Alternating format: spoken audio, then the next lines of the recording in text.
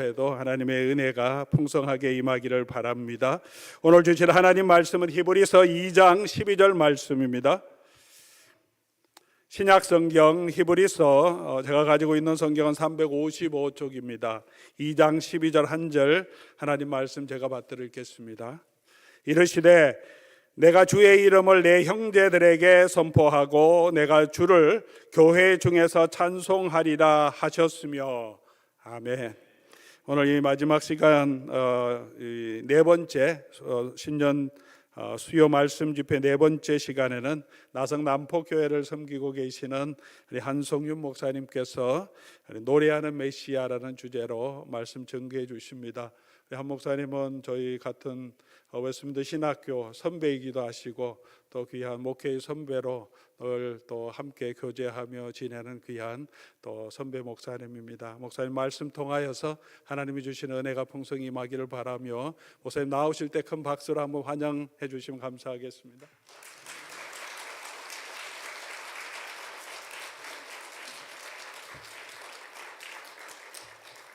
여러분 반갑습니다. 여러분을 또 이렇게 하나님 말씀 속에서 만나는 것이 사실은 참 큰 복인데 여러분과 이렇게 다시 뵙게 돼서 감사하고 오늘 찬양을 곡을 주기도문을 고르셨잖아요. 되게 이제 보통 주기도문이 예배 끝날 때 많이 하잖아요.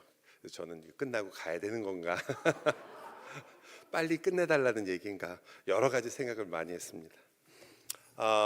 여러분이 3주 동안 계속해서 같은 주제로 수요일마다 말씀을 들으셨으니까 오늘은 그 모든 것을 다 합쳐서 결론을 멋있게 내리고 끝내실 걸로 생각하겠지만 아까 장로님 기도하시고 말씀하신 것처럼 이게 끝이 없습니다. 이게 그래서 지금부터 사실은 시작하신다 생각하시는 게 더 아마 마음이 편하실 거예요. 예배자로서 평생을 사는 건데요. 저희가 오늘 여러분과 나눌 말씀은 어떤 면에서 예배자로 산다는 것에 대한 조금은 다른 각도에서 이제까지 우리가 참 예배자로 살아야 된다. 그리고 우리의 삶이 전부 예배다. 또 혹은 여러분이 아마 예배라는 것이 어떤 것인가 많이 생각하고 내가 예배에 들어오는 마음과 자세를 다시 한번 새롭게 해야 되겠다 이런 마음을 가지고 계셨다면 오늘은 조금 마음을 푸시고요. 그렇다면 과연 제가 항상 하는 질문이에요. 참된 예배자가 된다는 말은 너무 복된 말인데 할 수 있을까? 나는 정말 잘할 수 있을까? 여러분은 몰라도요 저는 잘 안 되거든요. 제가 목회를 하니까 더 안 돼요. 목사가 되면요 앞에 이제 예배를 주로 인도도 하잖아요. 그러면 여러분이 쭉 자리에 앉는데 왜 이렇게 항상 앉는 자리에만 앉으시는지 위에서 보면 항상 그 자리에 앉으세요. 근데 이렇게 가끔 비시잖아요. 무슨 일이 있어서 어디 가시던지 그러면 올라와가지고 그게 제일 눈에 띄거든요. 저 집사님이 어딜 가셨나? 지난주 혹시 설교에서 시험을 받으셨나? 예배가 되겠어요? 참된 예배를 하고 싶은데 시작부터 여러 가지 생각을 많이 하게 된단 말이죠. 그것도 잘 시험을 이기고 잘 넘어가더라도 설교하다가 또 시험을 많이 받잖아요. 저 지금도 설교하고 있지만 설교하는데 너무 주님께서 주시는 달콤한 잠에 빠지셔가지고 주님의 사랑을 너무 받으시는 거죠. 한 번은 제가 집사님한테 끝나고 나서 집사님 오늘은 좀 너무 심한 거 아니냐 그랬더니 아니 목사님이 틀린 얘기 하지도 않는 건데 내가 왜 잠을 못 잡니까? 마음이 너무 편해서 잠이 자. 말이 되는 얘기를 해야죠 이거. 어쨌든 저는 개인적으로 이런 실질적인 문제부터 시작해서 참 예배자가 되고 싶지만 쉬운 일일까 생각을 많이 하게 돼요. 그래서 오늘은 조금 그 면에서 한번 같이 생각을 해보고 싶습니다. 이미 예배가 무엇인지 이런 건 다 들으셨지만 예배가 영어로는 뭔지 아시죠? 그건 우리 다 알잖아요. worship이라고 말하고 그 앞에 있는 worth하고 worship이라는 단어하고 합쳐져서 worth는 가치를 뜻하는 거니까 가치가 있는 것, 가치 있는 존재. 그래서 하나님이 가장 최고의 가치를 가지신 분이기 때문에 그분께 모든 가장 최고의 우리의 마음과 모든 것을 돌려드리고 그분을 높이는 것, 이것을 우리가 예배라고 얘기하죠. 예. worship이라는 단어는 원래 하나님에게만 쓰던 단어가 아니었어요. 영어로는 옛날에는 your worship 하면 your sir이랑 비슷한 말이에요. 굉장히 존경하고 존중하고 높았던 고어로 쓰시는 영어, 그 영어가 이제 드디어 하나님에게 이렇게 쓰이기 시작하니까 다른 곳엔 쓰일 수가 없죠. 왜냐하면 가장 존귀하고 가치 있는 분이니까. 그래서 우리는 대개 그렇게 하기 때문에 예배 드린다라는 말을 많이 합니다. 적어도 개혁교회고 고신교회에서는 저도 고신교회 출신이에요. 어릴 때 대일교회라고 박자 숫자 종자를 쓰시던 고신교회 목사님이 제가 어릴 때 그 교회를 다녔었는데 그때만 해도 미국도 아니고 한국이었으니까 꼭 아침 예배하는 주일 아침 9시에 만화 영화를 꼭 했거든요. 한국이. 왜 그랬는지 정말 그거를 끝까지 시작하는 처음이라도 조금 보고 달려가려고 예배 시간이 9시인데 그 9시에 한 5분을 달려가려고 막 어머님한테 엄청 혼나고 그때는 주일날 공부 못했어요. 다음날 시험이어도 절대 고신에 자부심이 있지 어떻게 주일날 공부를 하느냐 그래서 공부 못하고 그 다음날 시험이 어떻게 되든지 간에 어머님이 못 봐도 좋다 공부하지 말아라 그래가지고 얼마나 좋은 거예요. 고신처럼 좋은 교회가 어디 있어요. 주일날 놀아도 되고 그랬는데 그때도 예배를 많이 드린다 이렇게 표현했어요. 근데 여러분 성경을 여러분이 여러 번 읽어보신 분은 아시겠지만 예배를 드린다는 말이 성경에 거의 안 나옵니다. 항상 뭐로 나올까요? 예배한다 그래요. 예배는 드린다라고 한 표현하고 주로 예배한다. 제가 기억하는 한 2번인가 예배 드린다는 말이 나올 거예요. 왜냐하면 드린다라는 말은 어떤 뉘앙스가 있냐면 제사를 드린다라는 뉘앙스가 있거든요. 그래서 사실상 성경을 번역하면서 그것보다는 예배한다라는 말을 많이 그렇게 번역했죠. 그걸 본다면 우리가 좀 뭔가 이게 우리가 생각하는 거랑 다른 면이 있지 않을까 생각이 들 거예요. 여러분 영어로 하는 worship만큼이나 좋은 말이 독일어가 있습니다. 독일어는 예배를 고테스딘스트 이건 몇 번을 외우려고 해도 안 외워져요. 어르신들께 너무 죄송하지만 저도 이제 은퇴가 얼마 안 남았어요. 그래서 목사님이 아까 뭐 저를 선배라고 소개하셨는데 이번에 제가 오려고 오늘 이제 그 교회 웹페이지에 들어갔더니 한 달 동안 하신다고 그랬거든요. 근데 뭐 송병주 목사님이 오실 거라고 얘기 들어가지고 봤더니 세 분 목사님 다 제가 어느 정도 아시는 목사님들인데 근데 나이를 비슷하게 하셔야지 갑자기 저를 거기다가 끼워 넣으시면은 송병주 목사님 저 처음 만났을 때 송병주 목사님이 저랑 동갑인 줄 알고 저한테 목사님 뭐 같이 막 놀자고 막 그랬거든요. 송병주 목사님하고 같이 한 일이 꽤 많아서 나중에 저희 서로 이렇게 우리나라 사람들은 다 민증을 까잖아요. 깜짝 놀래가지고 목사님 그 다음부터 저한테 뭐 갑자기 큰 형님이라느니 무슨 교회 중진이라느니 뭐 이제 완전히 나이든 이제 취급을 해가지고 저희 큰애가 이제 올해 38이에요. 제가 38처럼 보이죠? 이게 저희 집사람이 이거 하지 말라고 그랬는데 비웃을 거라고. 근데 이 고테스 딘스트라는 단어가 고테스가 하나님이에요. 고트. 그리고 딘스트라는 말은 serve라는 뜻이에요. 그래서 정말 어떻게 보면 굉장히 깊은 뜻을 갖고 있는데 예배는 우리는 하나님께 드린다, 그 높으신 하나님을 높여 드린다 이런 생각을 많이 하지만 이 독일어의 뜻은 하나님이 섬긴다라는 뜻이에요. 예배에 2가지 면이 있어요. 하나는 우리가 분명 하나님을 높여드리는 게 있습니다. 그러나 왜 높여드리죠? 하나님은 귀하시니까. 왜 귀하신 거죠? 여러분 하나님이 왜 그렇게 귀하고 여러분에게 존귀하십니까? 왜냐하면 우리를 죽음으로부터 생명으로 옮기셨기 때문이죠. 우리가 영원한 하나님의 은혜나 하나님의 사랑이나 그 어떤 것도 알 수 없는 그렇게 암흑 속에서 살던 우리들에게 우리가 막 하나님 그거 알려주세요라고 말한 적도 없고 하나님께 가서 붙잡고 매달린 적도 없는데 어느 날 어떤 시기에 정말 우리도 알지 못하는 어떤 때는 기억도 나지 않고 어떤 때는 정확히 알지도 못하는 그때에 혹은 그 시기에 그 일을 통해서 그 하나님이 나를 만나주신 거 아니에요. 그죠? 그래서 그런 놀라운 그 하나님께 우리가 영광과 존귀를 돌린단 말이에요. 그렇다면 하나님이 우리에게 은혜와 사랑을 보여주신 것이 먼저입니까? 여러분이 하나님께 영광을 돌린 게 먼저입니까? 너무 어려워서 생각이 안 되시죠? 너무 뻔한 거 아니에요. 하나님이 우리에게 베푸신 게 먼저예요. 그래서 예배는 우리들이 하나님께 무언가를 내어놓기 전에 하나님께서 우리에게 주신 게 무엇인가가 더 중요한 거예요. 그거를 우리가 충분히 받고 누리기도 전에 이렇게 말씀드리면 조금 제가 어폐가 있지만 참 예배자가 되자라고 하는 것은 자칫하면 우리가 어떻게 보면 하나님은 지금 내가 그 사랑과 은혜와 자비를 더 깊이 깨닫고 하나님이 아직도 여전히 예수님은 우리를 앉혀놓고 수건을 허리에 메시고 발을 씻겨주고 싶은데 우리는 아예 하나님 무슨 말씀을 제가 이제는 하나님을 섬기고 제가 하나님께 예배하고 참 예배자가 돼서 하나님만을 높이고 싶은데 이게 무슨 말씀이십니까? 예수님이 뭐라고 그랬어요? 베드로에게 너 나랑 아무 관련이 없고 싶으냐? 여러분 하나님의 섬김을 우리가 잘 알지 못하면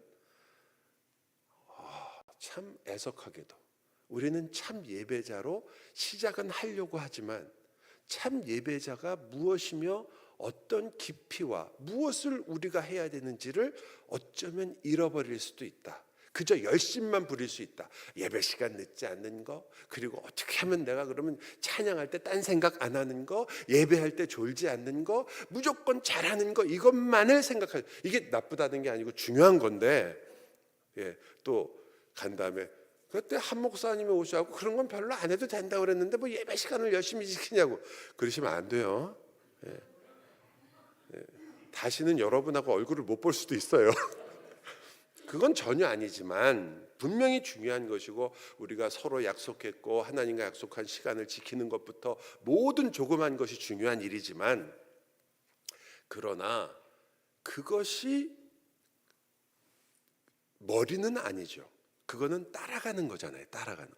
내가 하나님이 나에게 베푸시는 애가 너무 좋아서 그래서 감사로 사는 것이 맞는 거지 내가 감사를 억지로 해가지고 감사한 것만큼 하나님을 만들고 내가 기도한 것만큼 하나님이 생기고 내가 봉사한 것만큼 하나님이 커지고 그러면 그건 이 문제가 어쩌면 오래 갈 수가 없는 거죠. 이거는 처음에는 좀 할 수 있지만 점점 갈수록 자기를 태워야 되기 때문에 본인을 태워서 여러분이 아무리 신앙이 좋으셔도 여러분 신앙을 태워가지고 신앙생활을 잘하는 방법은 별로 없어요. 여러분이 아무리 성경을 많이 읽고 기도생활을 열심히 하고 그래서 내 신앙이 굉장히 성숙해도 그거를 태워가지고는 전혀 신앙생활을 제대로 끝까지 할 수 있는 방법은 거의 없거든요. 대개는 중간에 지칠 수밖에 없습니다.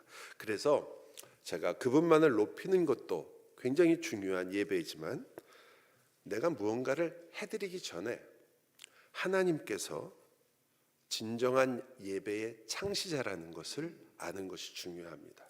예배는 우리가 만든 게 아니에요. 우리끼리 모여가지고 그래도 기독교라는 종교를 믿었는데 그리고 하나님을 믿으니까 우리끼리 일주일에 한 번은 모여서 하나님한테 그래도 문안 인사도 좀 드리고 그리고 하나님이 잘 계신지 한번 알아도 보고 그리고 또 내가 출석 도장을 안 찍으면 또 하나님이 또 나중에 또 여러 가지 불이익을 주실 수도 있잖아요. 그죠? 그래서 뭐 옛날에는 그래서 저 때도 주일날 놀러든 가고 싶은데 놀러 가면 하나님이 가는 중간에 차가 혹시 빵꾸라도 내실까 봐 그래갖고 예배는 어떻게 하든지 눈도장은 찍고 갔어요. 그래서 예배는 하고 그러고 놀러 간다 이렇게 하기도 했었거든요.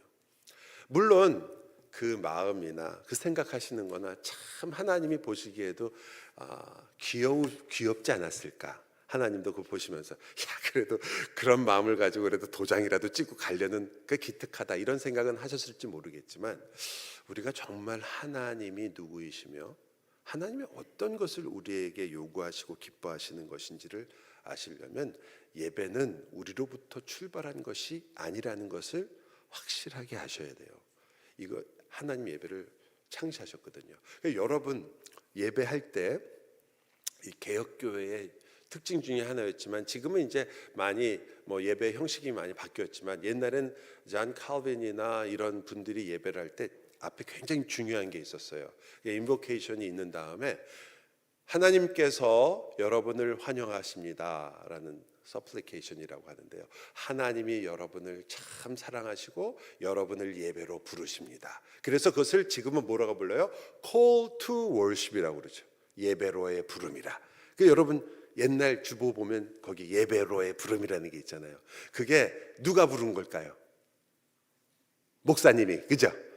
여러분 전화해갖고 목사님 집사님 이번 주 예배 빠지면 안 되지. 그래서 여러분이 오신 거죠. 뭘 아닌 척 하세요. 그래도 내가 자리라도 채워야지. 내가 안 빠지면 또 목사님 또 걱정하실라. 그래서 오셨죠. 물론 아닌 거 압니다. 여러분 마음으로 하나님을 예배하러 오셨죠. 하지만 그렇게 우리가 생각할 정도로 우리는 어쩌면 여기 있는 하나님께서 여러분을 환영하신다는 그 느낌을, 여러분 call to worship 할 때 그 call 하는 게 하나님이시거든요. 하나님이 나를 환영하시고 하나님이 나를 부르셨다. 내가 이 자리에 온 것은 내가 오늘 아침에 일찍 일어나서가 아니고, 오늘 내가 좀 기분이 좋아서도 아니고, 오늘 내가 저녁부터 그래 예배 가야지 그래서 내 결심으로만 온 것이 아니라 하나님이 나를 부르셨다. 이 세상과 우주를 창조하신 그분께서 나를, 이 세상에 점도 안 되죠, 아무것도 아닌 나를 하나님을 예배하는 곳에 부르셨다. 그럼 여러분, 하나님이 여러분을 부르셨으니까 누가 주체예요? 예배의 주체가 하나님이죠. 우리가 아니에요. 우리가 찬양 돌려드리고, 우리가 기도해드리고, 우리가 설교 들어드리고, 이게 아니라 예배의 주체, 주인은 하나님이신 거예요. 하나님이 여러분을 불러서 하셨기 때문에 오늘 본문에 있는 내용이 나오는 거거든요. 이 본문은 사실은 시편을 인용한 거예요. 시편, 여러분이 잘 아신 시편 22편에 나의 하나님 어찌하여 나를 버리셨나이까, 그 구절이 있는 고 예수님 메시아 시편이라는 그 시편에 나오는 구절이에요. 내가 회중 가운데서 여호와를 찬송하리이다 라는 그 구절인데, 나는 누구일까요? 그럼 누가 회중 속에서 하나님을 찬송하는 거예요? 누구예요? 아까 읽으셨던 본문을 앞뒤를 보면 누구에 대한 얘기냐면 예수님에 대한 얘기예요. 그러니까 아까 읽었던 본문을 한번 보실래요? 한 번만 더, 여기 앞에 아까 보여주셨죠? 한 번만 더 보여주실래요? 네, 한 번 더 읽어볼게요. 이르시되 내가 주의 이름을 내 형제들에게 선포하고 내가 주를 교회 중에서 찬송하리라 하셨으며, 여기서 내가 누구예요? 주의 이름은 아버지예요. 하나님, Lord죠. 하나님을 예수님이, 그 시편에서는 다윗이 하나님을 부르는 거죠. 하지만 이 시편을 히브리서에서 이게 바로 메시아 시편이고, 메시아가 엘로이 엘로이 라마 사박단이라는 말도 다윗이 한 말이지만, 그러나 그것이 예수 그리스도를 상징하고 그리스도를 바라보면서 한 말이라 이 말이죠. 이 말도 역시 마찬가지로 히브리서 기자가 쓰는 거예요. 예수님이 교회 중에서 찬송하리라는 거예요. 그러니까 여러분이 찬송한 줄 아셨죠, 이제까지? 그런데 예배의 진짜 주체가 누구라고요? 하나님. 그리고 여러분이 찬송할 때 여러분의 찬송을 이끄는 것은 단순히 예배 때 여러분의 지휘자나 목사님이 앞에서 예배를 인도하기 때문에 인도하는 게 아니라, 사실 이 회중 속에서 우리와 함께 찬양하시는 분이 있는 거예요. 누구예요? 여기까지 했는데도 답이 안 나오면 그럼 제가 어떻게 다른 방식으로 설명을 처음부터 드릴까? 아시죠? 여러분 생각해 보세요. 여러분이 지금 오셔서 아까 찬양 인도하시고 찬양 막 하고 앞에서 찬양할 때 우리가 함께 찬양했단 말이에요. 너무 아름다운 찬양을 했어요. 여러분은 그때 저도 마찬가지지만 우리가 주님께 찬양한다라는 생각을 많이 하는 거죠. 주님께 찬양한다. 근데 우리가 주님과 함께 찬양하고 있다는 생각이 더 중요한 거예요.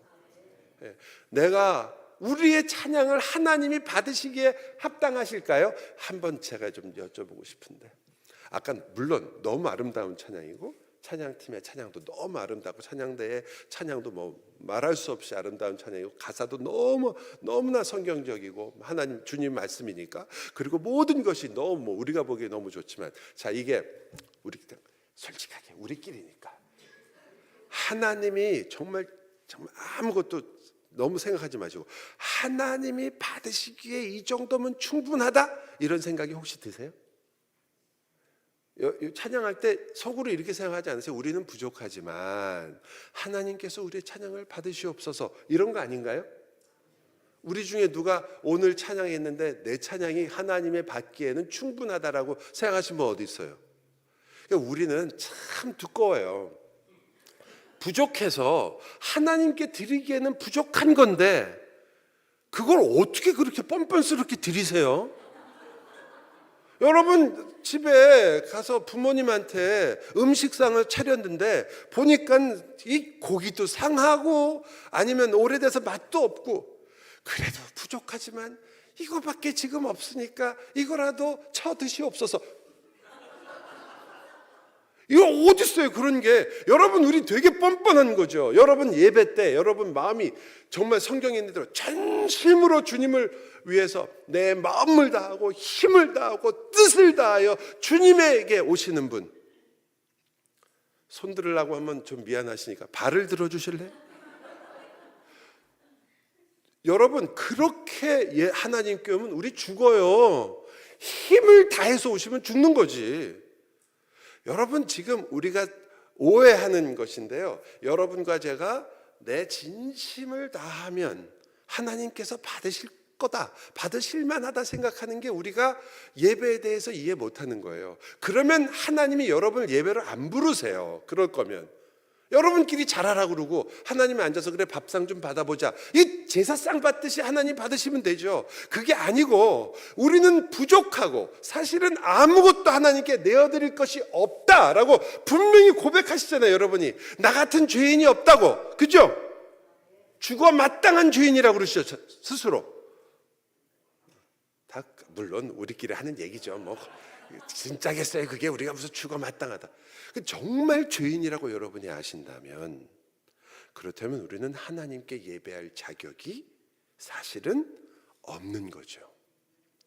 그런데 그러한 우리를 하나님이 주체가 되어서 예수 그리스도께서 우리와 함께 예배하시고 그리스도의 십자가의 보혈이 그 시간 우리에게 흐르게 되며 그 그리스도 안에서 이 부족하며 받을 수 없는 그 예배를 예수 그리스도 때문에 하나님께서 기뻐하시고 그리스도의 십자가 때문에 우리를 받아주시고 그리스도와 함께 부활하는 역사를 이 예배에서 경험하게 하시는 거죠. 그 예배란 말이에요. 그래서 우리가 담대하게 나가는 거죠. 우리를 의지한다면 우리는 참 예배자가 되자라는 말도 못해요. 되고 싶지요. 누가 싫겠어요.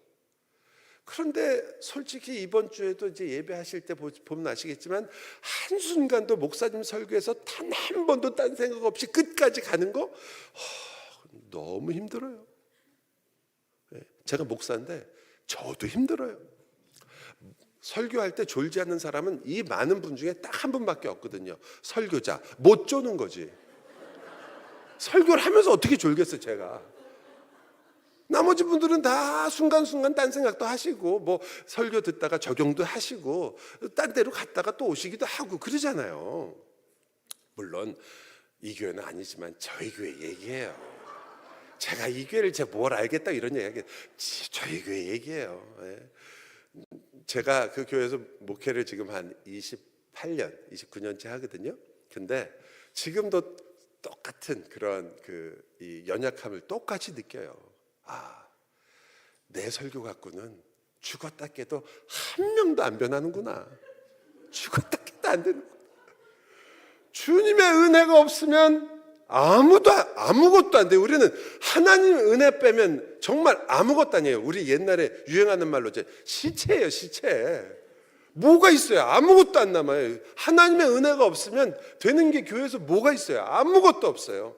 여러분이 여기 오셔서 마음을 결심하고 이제 앞으로 수요 예배 열심히, 수요 기도에 열심히 와야지 라고 하는 것은 성령님의 역사지만, 그 성령님께서 또 매주마다 은혜를 주지 않으면 또 그렇게 일이 많이 생겨요. 이제 왜냐하면 우리는 안 나올 핑계를 항상 찾거든요.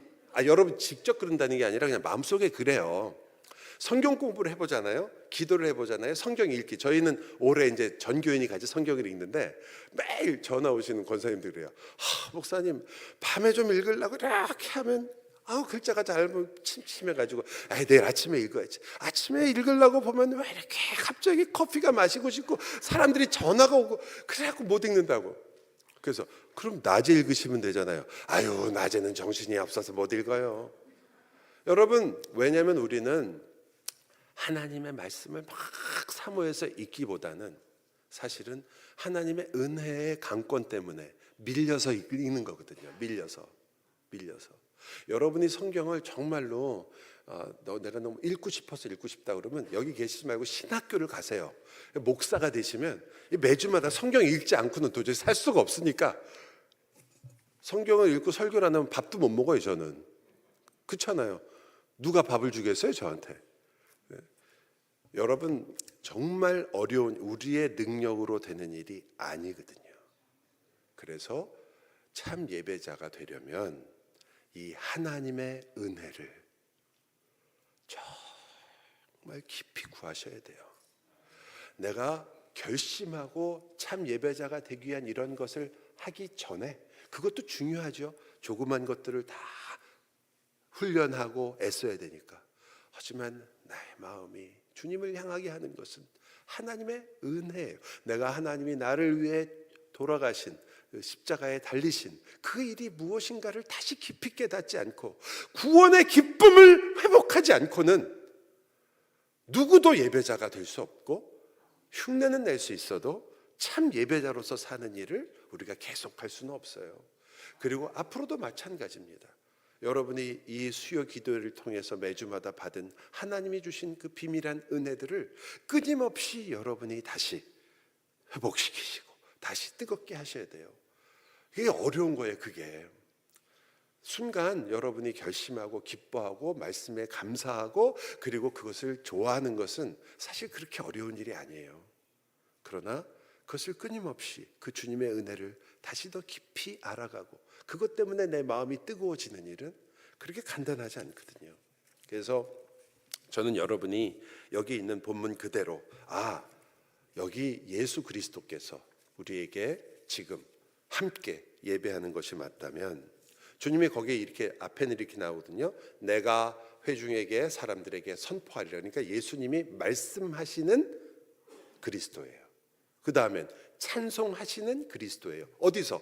예배에서, 교회에서. 이게 교회라고 번역하잖아요. 회중을 교회로 번역했어요, 히브리서 기자가. 그러니까 교회에서 주님이 예배할 때 주님이 우리와 함께 찬양한다. 거기서 힘을 얻으셔야 돼요. 내 힘으로는 찬양하다가 힘들 수 있고 쓰러질 수 있고 또 누가 뭐라고 하면 금방 또 상처를 입고 힘들 수 있지만, 내 주님께서 나와 함께, 난 절대로 너를 놓을 수 없으며 나는 너와 함께 찬양할 것이고 나의 찬양이 너의 찬양이 되게 하겠다는 그 주님의 약속과 주님이 우리와 함께 한다는 것을 여러분이 기억하면, 여러분 그게 얼마나 큰 위로고 힘입니까? 그렇죠. 정말 그래요. 우리끼리 하나님한테 불려드리는 그런 노래가 아니라 사실은 예수 그리스도께서 부르시는 거죠. 그래서 조금만 더 여러분이 생각을 조금만 더 한 번 더 하시면, 그렇다면 참 예배자는 예수 그리스도시구나. 우리는 그 그리스도를 의지하는 예배자다.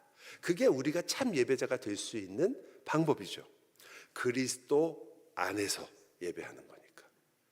여러분의 삶 속에서 그리스도 안에 우리가 있다라는 말을 바울이 그토록 좋아하는 이유는 그냥 나 예수 믿었습니다, 나 믿음으로 고백합니다, 나 그리스도 예수를 믿습니다라는 말보다 바울이 훨씬 많이 쓴 말은 내가 그리스도 안에 있습니다라는 말이거든요.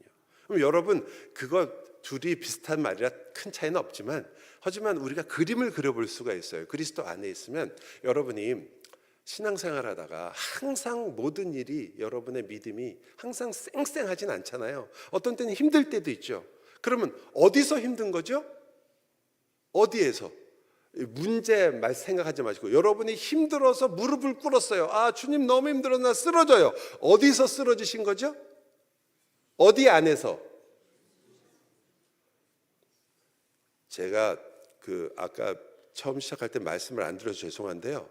원래 앞에는 짧게 해도 마지막 날은 길게 하는 거예요. 이렇게 하시면 집에 못 가요. 제가 다음에 여러분을 언제 본다고 이거 저는 여러분 적어도 머리에는 새기고 가려고요. 마음에 새기는 건 어렵죠. 제 힘으로 안 되지. 머리에는 새기게 할 수 있어요. 한 10번 정도 반복하면 되거든요. 여러분이 기쁜 일이 생겼어요. 너무 행복해요. 하지만 누구 안에서? 거기 있어요, 여러분이요. 여러분 제가 신앙생활할 때 제일 힘들었던 게 힘들고 어려울 때는 내 믿음이 다 없어진 것 같고 그것 때문에 너무 답답하고 그리고 쓰러지는 것 때문에 너무 힘든데 이게 하나님은 어디 가셨는지 좀 이럴 때 응답 좀 해주시지 항상 그랬거든요. 근데 여러분이 쓰러진 데가 어디라고요? 예수님 안에서 쓰러져요. 하나님 안에서 넘어지시는 거예요. 하나님 안에서 여러분이 아프신 거고 그리스도 안에서 여러분이 눈물을 흘리시는 거고 그리스도 안에서 여러분의 신앙과 모든 삶이 이루어지는 거란 말이죠. 그 그리스도 안에서 여러분이 예배하는 거예요. 참 예배자입니다. 그래서 여러분 중에 거짓 예배자가 없는 거예요. 우리가 참 예배자가 된다라고 말은 하지만 사실은 이 세상에는 거짓 예배자, 예수를 믿는 자들에게는 거짓 예배자가 없고 전부 그리스도 안에서 참 예배자예요, 여러분이. 그렇기 때문에 이제 참 예배자답게 하자라는 거죠. 내가 여러분이 앞으로 옛날에 나쁜 습관들을 하나씩 없애서 진짜 예배를 잘 드린다 해서 참된 예배자가 되는 것, 그건 우리들이 보는 관점이에요. 하지만 하나님이 보신다면 여러분 아들이고 딸이잖아요.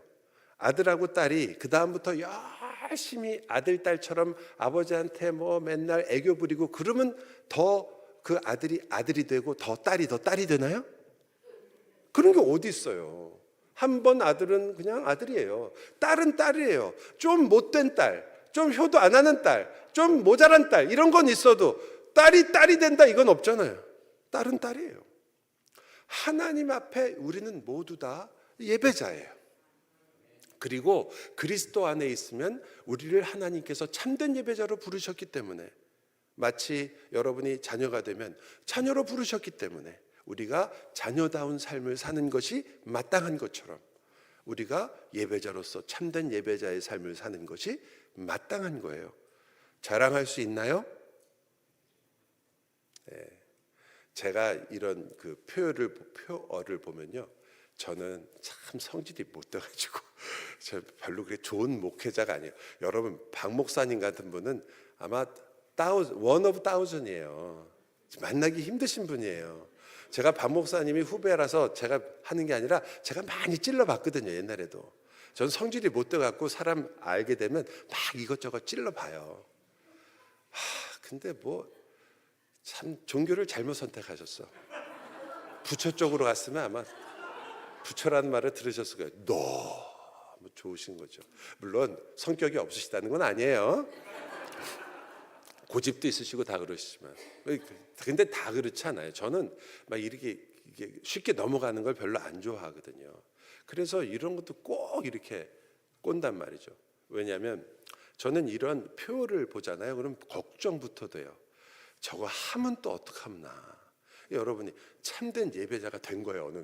어느 날 너무 기뻐요. 와, 오늘 정말 예배하는데 내가 그냥 하나님한테 쏙 빨려 들어가는 기분이 너무 기쁘고 주님밖에 안 보이고 너무 행복했다. 그리고 내 마음 모든 걸 주님께 드렸다. 그럴까 봐 좀 걱정이에요. 그 다음에 남는 건 뭐예요? 야, 넌 왜 못해? 넌 왜 안 해? 아니, 난 이렇게 열심히 해갖고 하는데 안 되는 거 아니야? 해보니까 되는데 하라니까. 말은 안 하셔도 마음부터 점점. 그래서 사실은 여러분 이런 표현은 100% 되는 걸 추구하시는 게 아니고, 죄송해요 목사님, 100% 추구하는 게 아니고 한 80% 하고 20%는 항상 회개하는 거예요. 항상 회개. 그게 제일 좋은 거예요. 이거 됐다라고 느끼는 순간 어떻게 돼요? 넘어지는 거예요. 넘어지는 거. 저는 이 개혁교회나 특히 이제 고신교회, 저도 고신 출신이라서 말씀을 드리지만 제일 어려운 게 뭐냐면 너무 신앙생활을 다른 분들보다 바르게 하려고 애쓰신다는 거죠. 너무 좋은 거 아니에요. 바른 신앙, 바른 말씀, 바른 교리, 그리고 하나님 말씀에 입각한 삶. 이거보다 더 좋은 게 어디 있어요? 근데 그게 겸손이라는 게 빠지잖아요. 그러면 바른 말씀을 아는 것 때문에 한 10명 죽여요. 바른 교리를 아는 것 때문에 마음에 드는 게 없어요, 교회에. 그건 아니잖아요. 그죠? 우리가 이걸 하는 이유는 내가 더 겸손해지려고 하는 거예요. 참된 예배자가 되는 이유는 우리가 더 회개하려고 하는 거예요. 주님, 제가 정말 참된 예배자가 되기에는 부족하며 십자가 외에는 방법이 없습니다. 제가 오늘도 주님 앞에 나아가는 것은 주님이 나를 오늘도 부르셔서 주님의 은혜와 자비를 나에게 허락하시니 내가 가는 것일 뿐, 주님 사실은 나의 이 모든 것들이 여전히 너무나 부족합니다. 주님 앞에서 살 수 있도록 주님 한순간순간마다 저의 이 연약함 속에서도 주님의 성령께서 역사해 주시기를 간절히 바랍니다. 혹시 어떤 사람이 저한테 당신은 어떻게 찬양할 때 이렇게 예쁘고 아름다우냐 하면 사탄아 물러가라 할 수 있게 해 주시옵소서. 이거는 제가 하는 말이에요. 그 얼마나 멋있을까요? 저도 그런 얘기를 가끔 하거든요. 설교가 끝나고 나면 그런 말 하시잖아요, 목사님한테. 목사님 오늘 설교 너무 은혜로웠어요, 이런 얘기 하잖아요. 제가 속으로 사탄아 물러가라 이렇게 할 수 있을까요? 못해요. 그래, 내가 오늘 설교 진짜 잘했나 보다. 망하는 길로 가는 거지. 망하는 길. 너무 쉬운 거예요, 그 길이. 그러니 여러분, 이 예배자가 되시려는 여러분의 그 거룩하고 그리고 너무나 복된 그 마음을 하나님 앞에서 오래 가지시려면 내가 이것을 잘 하려고 하는 것이 아니라 사실은 주님을 영광 돌리기 위해서만 한다. 주님은 언제 영광을 받으시느냐? 잊지 마세요. 하나님이 제일 기뻐하시고 영광 받으시는 순간은 여러분이 이 모든 걸 너무 잘해가지고 하나님한테 100점을 받는 순간이 아니에요. 이 땅에서 100점은 없다고 말씀드렸잖아요. 아무도 못해요. 그 100점 받아서 하나님 기쁘게 하는 게 아니라 상한 심령을 기뻐하시는 거예요. 꺼져가는 심지를 끄지 않으시는 그 하나님의 은혜를 구하는 사람을 기뻐하시는 거예요. 그게 하나님께 영광이에요. 여러분, 제가 자주 이 질문을 하거든요. 여러분은 하나님 말씀대로 사십니까? 그래서 한번 여쭤봐요. 어떠세요? 여러분 중에 하나님 말씀대로 사시는 분. 나는 정말 말씀대로 산다.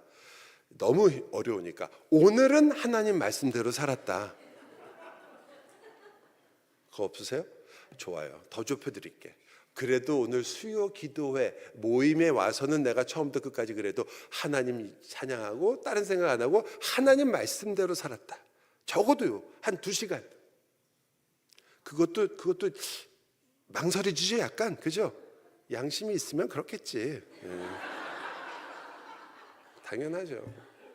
여러분, 그래서 우리가 문제가 있는 거예요. 여러분은 말씀대로 살라고 하면 뭘 생각하시냐면 그래, 내가 말씀대로 이 율법과 말씀을 100% 잘 지킨다를 항상 생각하세요. 그거 아니라는 거 알면서 왜 그러세요? 주님께서 여러분에게 요구하시는 것은 100%를 이 땅에서 살아가지고 완전하게 해서 나한테 오라는 게 아니에요. 말씀대로 산다는 것의 가장 큰 핵심은 뭔지 아세요? 하나님 말씀대로 여러분 다 살고 있으면서도 모르시는 거예요. 하나님 말씀대로 사는 것은 여러분이 죄를 지었을 때 어떻게 하라는 거예요. 그렇죠? 회개하시잖아요. 회개하잖아요. 하나님 말씀대로 사시는 거예요. 그게 내가 내 의와 내가 잘한다고 생각하지 않고 주님 앞에 항상 무릎 꿇고 주님 저를 또 고쳐주십시오. 제가 주님의 말씀을 따라 오늘도 살려고 했으나 무너졌지만 그러나 주님께서는 십자가의 보혈로 나를 용서하시며 받아주시니 그 주님의 은혜 앞으로 다시 나아갑니다. 십자가를 붙들겠습니다 하고 나가시는 거예요. 그래서 우리가 평생 자랑할 수가 없느니라. 저는 여러분이 이걸 100% 잘하는 것보다 자랑할 수가 없느니라라는 그 바울의 말씀을 여러분 삶에서 지켜내기를 원하는 거예요. 회개하세요. 돌이키세요. 이번 주에 못했으면 다음 주에 하세요. 뭐가 문제예요? 여러분은 다 이제 인생을 이제 내가 그래도 이제 앞으로 사는 인생이 있는데 죽을 준비하면서 하시잖아요. 예수 믿는 사람들도 죽을 준비하라고 다 하니까 저는 반대예요. 저는 그렇게 살고 싶지 않아요. 왜 죽을 준비를 하면서 삽니까? 예수님이 안 죽는다고 그랬는데 여러분은 영원히 살 준비를 하세요. 앞으로 여러분은 죽음이 아니라 영원한 생명을 누릴 분들이거든요. 그렇게 생각하시면 여러분 사는 거 좀 달라집니다. 이제 나도 뭐 교회에서 봉사하는 것도 내 나이가 몇인데 뭘 영원히 사신다니까. 내 숨이 가는 날까지 내가 뭐 몸이 움직이면 다 해야지. 달라질 거 아니에요. 아니신가? 그렇잖아요. 왜 여러분이 영원을 약속하신 하나님 앞에서 여러분 마음대로 연수를 정하시고 사세요? 아니, 영원을 준비하세요. 거기 가서 하나님께 칭찬받을 일을 하고 사세요. 여기서야 사람들한테야 뭐 얼마나 칭찬을 받아야 얼마나 받겠어요. 욕 안 먹으면 다행이지. 교회는 그죠? 욕 안 먹으면 다행이에요. 잘하신 거예요. 여러분이 많이 기대들을 하시는데 저는 참 여러분이 저도 그렇고 우리 교회도 그렇고 어느 교회나 비슷한 건 뭐냐면 다 자기들이 죄인이래. 다 죄인이래. 그런데 누가 죄인이라고 비슷한 말만 하면 불따구가 나가지고 못 참아. 절대 내가 나를 죄인이라고 하는 건 내가 참는데 네가 나를 절대 못 참아. 여러분 우리 죄인끼리 모였어요. 여기요. 여기서 좋은 게 나오면 그게 기적이지. 어떻게 좋은 게 나와요 여기서. 여긴 지금 계속해서 아픔이 있고 눈물이 있고 그래서 용서가 필요하고 끊임없이 회개하고 끊임없이 받아줘야 되고 이를 악물고 그냥 저 인간을 내가 근데 천국까지 같이 간다니까 이거 옆집에 살까 봐 걱정 그러면서 그 가는 거잖아요. 그렇게 우리가 어떻게 여기서 여러분은 사람들이 뭐 내가 실수를 해도 용서해줘. 무슨 말을 하든 너무너무 예쁘게 말을 해. 말할 때마다 나를 너무너무 격려해주고 나를 항상 이해해주고 뭐 이런 사람들이 내 주위에 너무 많고 다 있어. 어느 교회인지 소개 좀 해주세요. 저도 그 교회로 가게. 그런 게 아니잖아요. 우리가 그렇게 모여서 하나님 앞에서 끊임없이 뭘 하라는 거죠? 나는 예수 없이는 못 삽니다. 그 은혜가 없이는 못 삽니다를 깨달으면서 가는 거예요. 그렇게 가시는 거예요. 그러면 이제 마지막에 제가 오늘 드리려고 하는 마지막은 뭐였냐면 사실 그 계시록하고 연결을 시켜서 말씀드리려고 했는데 계시록 말씀은 다른 게 아니라 모세가 마지막에 노래를 해요. 모세가 아니라 모세의 노래가 나와요. 계시록 마지막에 15장에. 그리고 그렇죠. 12장인가? 거기 나오고 그 다음에 하나는 출애굽기에도 모세의 노래가 나와요. 그러니까 처음에 모세의 노래를 시작해서 마지막에 모세의 노래로 끝나요. 성경이. 근데 이 모세의 노래를 뭐라고 부르냐면 성경에서 하나님의 종 모세의 노래, 곧 어린 양의 노래라고 그래요. 저는 이거 굉장히 중요하게 생각하는데요. 왜냐하면 모세가 부른 걸 예수님의 노래라고 하는 거 아니에요. 그죠? 그러니까 저와 여러분 어떨까요? 여러분과 저의 인생에서 인생을 노래라고 친다면 우리가 우리의 인생을 통해서 계속 노래를 할 거예요. 우리의 인생이 나오겠죠. 그것이 우리는 나의 노래라고 생각하는데, 그러나 한 번만 더 생각해 보세요. 그 노래도 예수 그리스도가 없는 노래가 될 수가 없죠. 여러분이 어디 안에 있으니까? 그리스도 안에서 살아오셨어요. 앞으로도 그렇게 사실 거예요. 여러분은 뭐 그 의식을 못 하실 수 있지만 우리는 그렇게 살 거예요. 그리스도 안에서. 그렇기 때문에 여러분은 여러분의 일기장을 적으셨겠죠. 나 오늘 뭐 하고 뭐 하고 뭐 하고. 근데 예수님도 같이 적으세요. 여러분의 인생. 그 여러분 바울이 뭐라고 여러분 좋아하시는 구절 있잖아요. 내가 사는 것이 아니요, 내 안에 계신 그리스도께서 사시는 것이라. 아니 그렇게 뻔뻔하게 다 외우고 계시면서 왜 이 말은 이해를 못 하시는 척 하세요? 여러분 일기장만 있지 않아요. 여러분 일기장 갖고 하나님한테 가보세요. 여러분이 하나님한테 어떻게 그걸 갖다가 됐겠어요? 근데 여러분의 일기장을 그리스도가 함께 쓰신단 말이죠. 그리고 그 그리스도께서 여러분의 일기장을 덮으실 거예요. 그래서 내 인생이 아니라 사실은 나의 인생이기도 하지만 그리스도의 인생으로 만드시는 거죠. 내 노래 같지만, 내 인생이 나의 것 같지만 그리스도의 노래로 만드시는 거죠. 여러분의 인생이 여러분 별 볼 일 없어 보이시죠? 여러분 생각에는 나 이렇게 내 인생은 후회할 일 가득하다. 그리고 마지막에까지 어떻게 그래도 큰 실수 없이 가야지. 이렇게 생각하시죠? 왜 그러세요? 제가 에베소서를 마지막으로 부탁하려다가 한번 찾고 싶어서 에베소서 1장은 찾으시는 게 좋을 것 같아서 우리 에베소서 1장을 한번 성경책을 한번 열어주세요. 마지막 우리 이제 전에 한번 읽어볼게요. 에베소서 1장입니다. 1장. 여러분이 좋아하시는 너무나 놀라운 하나님의 예정에 대한, 그리고 바울이 갑자기 그냥 찬송하리로다 그러고 찬송했던 그 부분이에요. 자, 1장 펴셨으면은 1장이 몇 절을 보시냐면요, 11절을 보세요. 11절 같이 천천히 읽겠습니다. 이를 그의 뜻의 결정대로 일하시는 이의 계획을 따라 우리가 예정을 입어 그 안에서 기업이 되었으니, 이는 우리가 그리스도 안에서 전부터 바라던 그의 영광의 찬송이 되게 하려 하심이라. 너무 멋있는 구절이죠. 이 구절은 여러분이 읽으시면서 이해가 잘 안 가는 게 여러분이 안 하는 정상인이다라는 뜻이에요.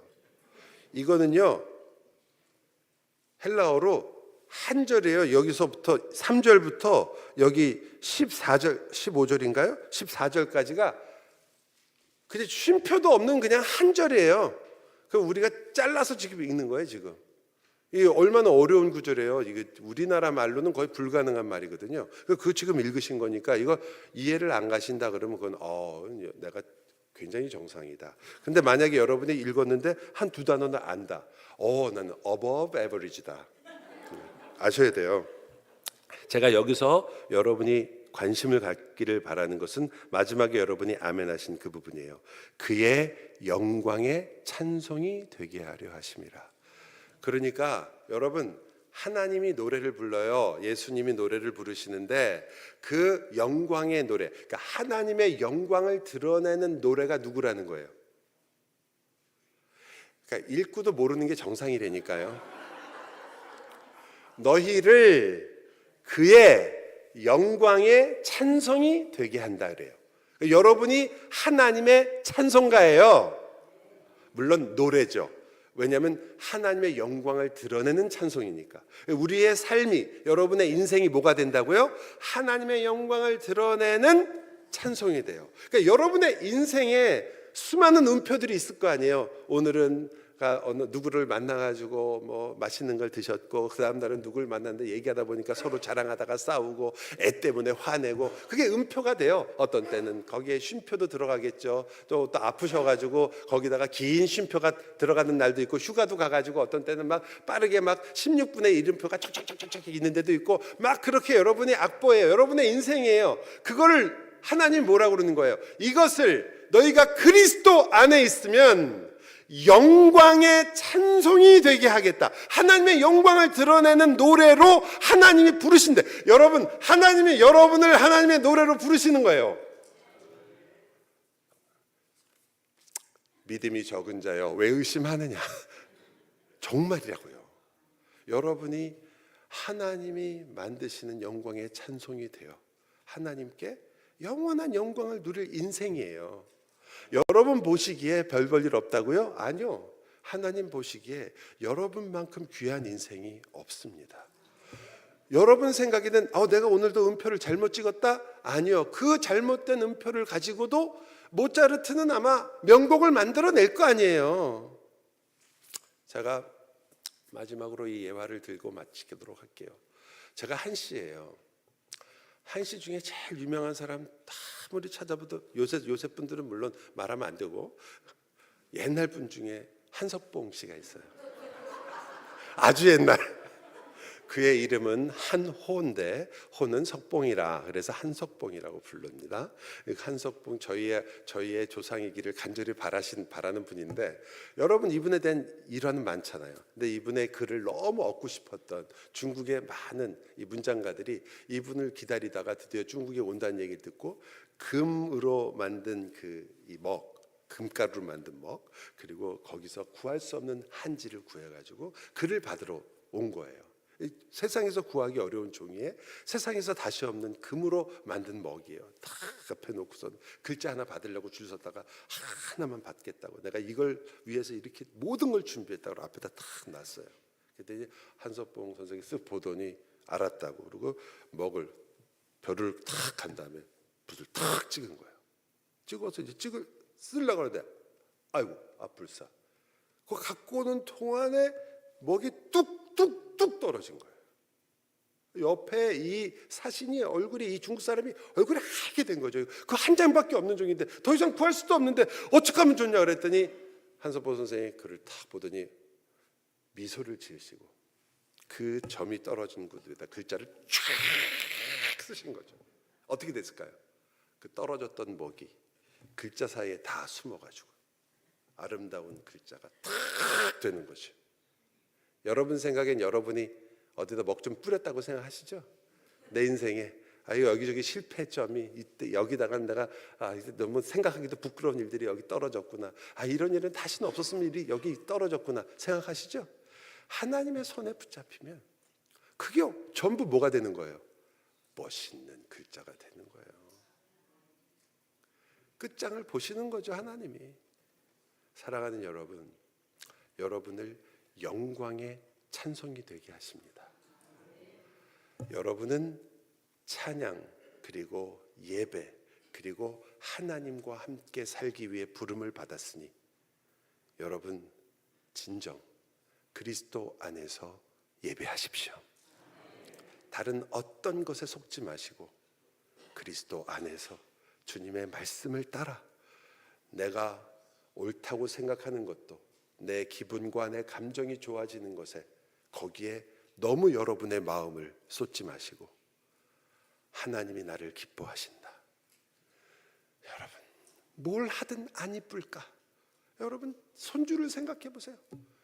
손주가 할머니 와가지고 만들던 돌을 가지고 떡 만들려고 팍 맛있어. 할머니 너는 어쩌면 던지는 것도 나중에 야구 선수 되겠다. 이게 할머니잖아요. 여러분 하나님 앞에 여러분이 엉뚱한 실수를 할 수도 있죠. 할 때도 있을 거예요. 우리가 얼마나 연약한데요. 하나님이 너 다시 난 너 안 본다 다시는 그게 아니잖아요. 하나님이 야 너는 이렇게 힘이 좋아? 앞으로 정말 오래 살겠구나. 왜 하나님 마음을 모르시나요? 그 하나님 앞에 가시는데 어떻게 하면 잘해가지고 뭘 할까 이 생각하기 전에요. 그것도 필요하죠. 왜냐하면 하나님께 우리의 최선을 다하니까. 하지만 그 전에 하나님은 나를 좋아하신다. 여러분을 좋아하세요. 여러분을 너무 좋아하세요. 여러분을 너무 사랑하세요. 스바냐서에 있는 말이 그냥 우리가 부르는 찬송가가 아니라 진짜세요. 내가 너로 인하여 기쁨을 이기지 못한다. 그것을 아신 다음에 그 기쁨과 은혜를 누리는 마음으로 그 다음에 내 모든 걸 다해서 감사하시고 찬양하시고 예배하시기를 바랍니다. 기도합시다.